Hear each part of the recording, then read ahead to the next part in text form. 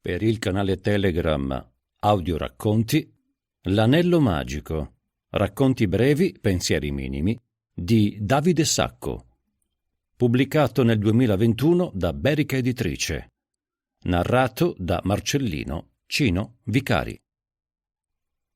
6. Pennivendoli. Definizione aggiornata di libertà di stampa. Chiunque può leggere qualunque cosa venga stampata. Qualche verosimile esempio a proposito di un ordinario fatto di cronaca. La Repubblica. La polizia prende per il collo un nero. Ennesimo episodio di razzismo in terra di Lega. Il Giornale. Immigrato, sicuramente clandestino, oppone resistenza alla polizia che giustamente lo bastona. Apriamo una sottoscrizione a favore delle forze dell'ordine. Il Corriere della Sera.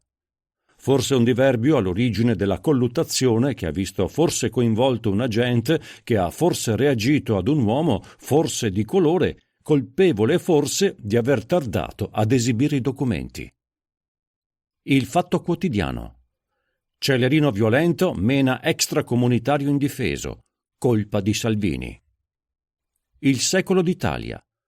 Bullo Moro provoca integerrimo servitore dello Stato. Il governo si dimetta. Libero. Agente eroe immobilizza kamikaze islamico. Famiglia Cristiana. L'abbraccio caloroso del maresciallo al magrebino quale simbolo e testimonianza di un'Italia accogliente. Il Manifesto. Il sindaco di centrodestra è sicuramente il mandante dell'aggressione al giovane di colore. La CGIL chiede che il ministro dell'Interno riferisca in Parlamento. I quotidiani locali. Accenno di rissa disturba il traffico degli autobus sul piazzale della stazione. La signorina Antonia, mia indimenticata e saggia maestra delle elementari, mi diceva ancora negli anni 70: se vuoi documentarti, leggi almeno 3 quotidiani e poi tira le somme. Oggi faccio ancora così, ma alla fine ormai tiro solo qualche ostrega.